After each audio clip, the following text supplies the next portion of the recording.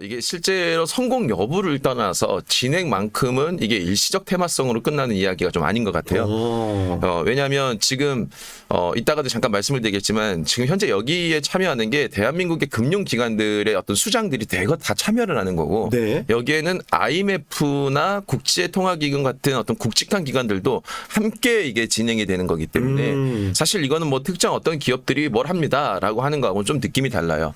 그러니까 우리가 지금 이 화폐 토큰이라는 것 자체는 제가 뭐 여러 차례 말씀드렸던 네. CBDC예요. 네. 디지털 화폐. 중앙은행이 필두로 해서 만드는 디지털 화폐인데 이거를 이번에 예금 토큰이라고 표현을 하더라고요.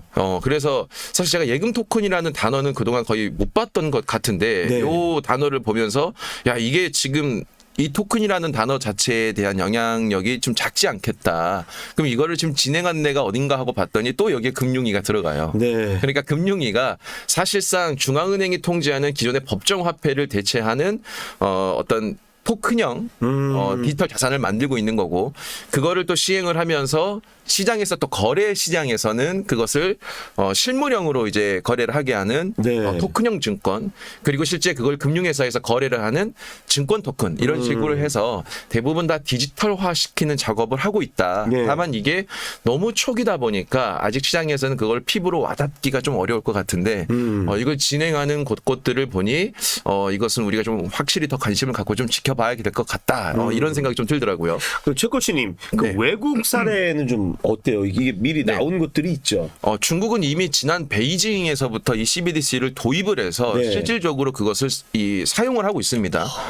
근데 물론 이제 그 베이징 올림픽 때 테스트 겸 이제 진행을 했지만 네. 실제로 이용도 굉장히 많았고 지금도 계속 이제 하고 있는 추세고요. 네. 이 외에도 각종 유럽 국가나 미국 국가들도 이미 이제 하고 있는 추세입니다. 다만 우리나라는 이런 것들을 어떤 금융 정책을 선제적으로 진행할 수 있는 국가의 위치가 아니잖아요.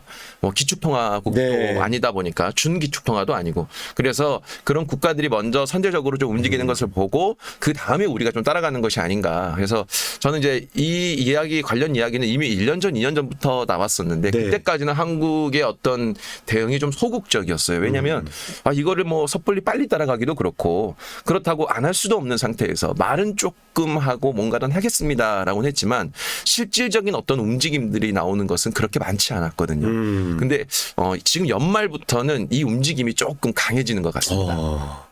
그래서 우리 또 일타경제를 시청하시는 분들 또 시장에 참여하시는 분들은 이쪽을 모른다고 이렇게 네네.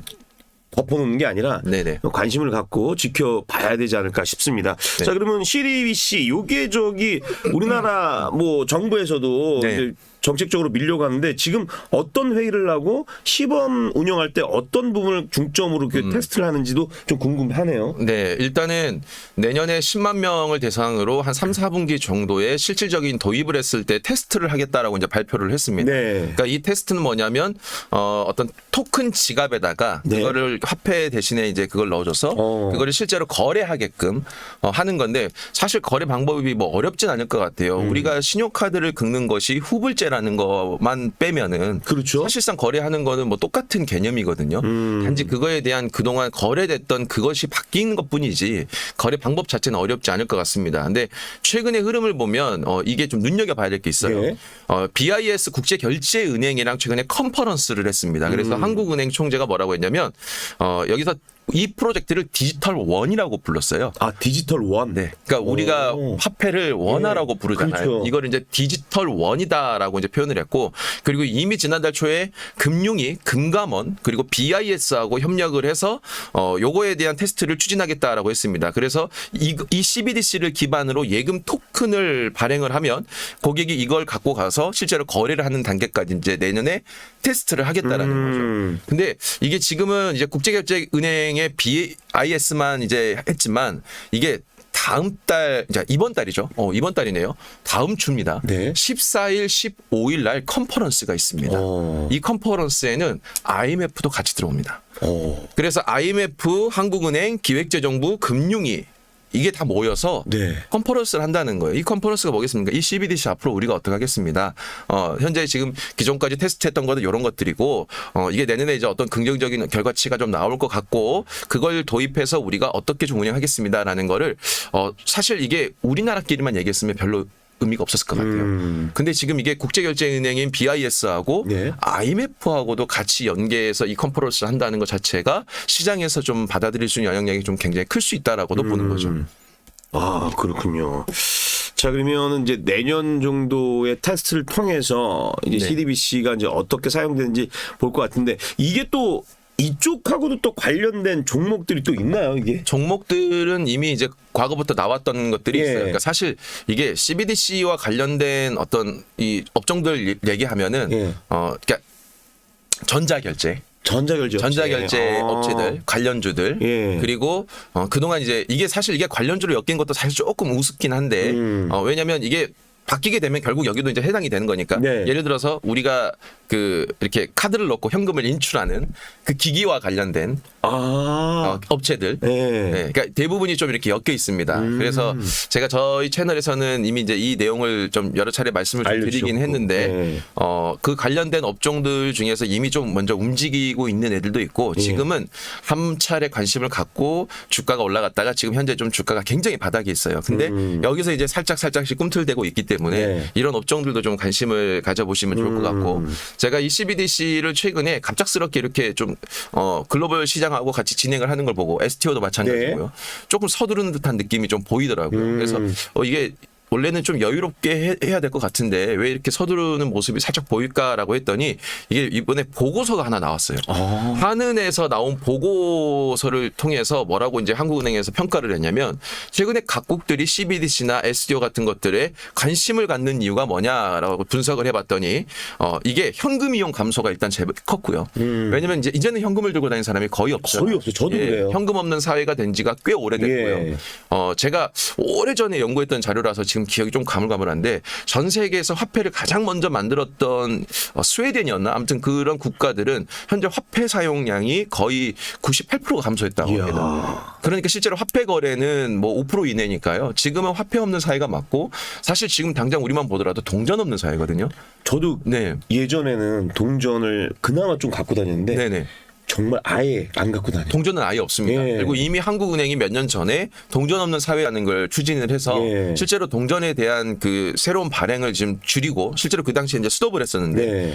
아예 없는 사회로 가고 있기 때문에 이제는 화폐가 없는 분명한 거래가 필요하다. 그것을 이제 이 보안과 관련된 여러 가지 문제들을 이제 우리가 앞으로 미래적으로 계산을 했을 때 필요한 부분들이 이런 디지털 화폐인데 이걸 빨리 진행을 해야 된다. 그런데 문제가 뭐냐면 각국의 중앙은행들이 진출을 해서 하는 그 사이에 먼저 이미 디지털 화폐인 비트코인이 나왔었고 그렇죠. 그 다음에 스테이블 코인이라고 해서 기업들이 자기 기업에 대한 이미지를 이제 코인을 발행을 하는데 이 코인을 달러와 연동시킨 거거든요. 그러니까 이 스테이블 코인이라는 게 또 나오면서 사실은 비트코인까지는 중앙은행들이 크게 반응하지 않았는데 이 스테이블 코인이라는 게 나오면서 각국 중앙은행들이 긴장을 했다는 거예요. 야, 이거 잘못하면 시장 뺏기겠다. 왜냐하면 그 시장을 통제하는 역할이 본인들이 해야 될 것인데 네. 그 통제하는 대상이 돈이잖아요. 근데 이 돈에 대한 거래를 시장에서 중앙은행이 통제하는 돈이 아니라 다른 돈들에 대한 거래가 많아지다 보니까 이게 이제 바짝 긴장한 거죠. 네. 그래서 이번에 하는 보고서에서 이런 가상자산이나 스테이블 코인이 확대되는 내용 때문에 각 국가들이 현재 이 스테이블 코인 같은 것들을 위협적으로 인식을 하고 있고 그로 인해서 CBDC나 STO 같은 이제 법정 화폐로 도입이 될 수 있는 디지털 화폐를 빠르게 도입하려고 하고 있다라는 이제 보고서를 이제 이번에 냈더라고요. 그래서 스테이블 코인 같은 것들이 중앙은행을 통제하는 법정 화폐를 밀어내고 위협받는 상황을 막아야 된다라고 얘기를 했다고 합니다. 그러니까 상당히 지금 발등에 불이 떨어진 상황이기 때문에 이런 이슈들은 아마 내년이 가면 더 좀 커지지 않을까. 그래서 제가 지난번에 여기서 영상에서 말씀을 드렸던 게 뭐냐면 기존에 이제 수익을 받던 것들은 조금 현금화를 시켜서 FOMC 이전까지 조금 지켰다가 그 다음에 재투자를 해야 된다라고 했었는데 그러면 그동안 관심 받지 못했던 애들 중에서 주가가 좀 바닥에 있으면서 상승할 만한 요인이 있는 업종들이 뭘까라고 봤을 때 그게 요런 CBDC와 관련 법정 화폐가 좀 되지 않을까 그런 생각을 좀 해봤습니다. 그래요. 아니 최코치님하고 같이 이제 방송하면서 이제 최코치님 이제 이 아이디어를 가지고 오시잖아요. 그럼 네네. 보면서 느낀 거지만 미리미리 움직이신다. 네. 그런 게 있어요. 미리 움직이세요. 네, 빨리 움직여. 네, 빨리 움직이고 이제 여기서 시세 난 거는 이제 정리해서 네. 다음 타자를 또 딱 찍어서 가시고 네네. 이런 모습이 저도 좀 배울 게 좀 많고 이게 예전에 그 영화에서 보면은 조금 결은 다르지만 그 인타임이라는 영화가 있어요. 맞습니다. 거기서도 이 숫자로만 거래를 하거든요. 네. 근데 이제 거기서 이제 이 숫자가 생명과 연결돼 있어갖고 그렇죠. 이게 다 실질적인 없어지면 화폐죠. 죽게 되기 때문에 네. 실질적 화폐이기 때문에 정말 뭐 가까운 미래든 먼 미래든 지금 말씀했던 뭐 CDBC나 뭐 STO나 뭐 비트코인 관련 코인들이 이제는 정말 저희가 가지고 있는 지폐 이 화폐를 대신할 날이 올 것 같아요. 네, 머지않은 것 같습니다. 네, 그렇기 때문에 이렇게 좀 각국 나라에서도 요걸 좀 선점하기 위해서 관리를 네. 해야 되니까 뺏기면 안 되니까 주도권을 네, 그런 것 같기 맞습니다. 때문에 요런 쪽을 좀 발빠르게 움직이면서 지금 미리미리 움직이면서 좀 이렇게 들여다보는 것도 나쁘지 않다 이렇게 말씀을 드리도록 하겠습니다. 자, 오늘 최코치님의 DPO 토큰의 시대 한국은행도 준비하는 예금 토큰에 대해서 저희가 살펴봤습니다.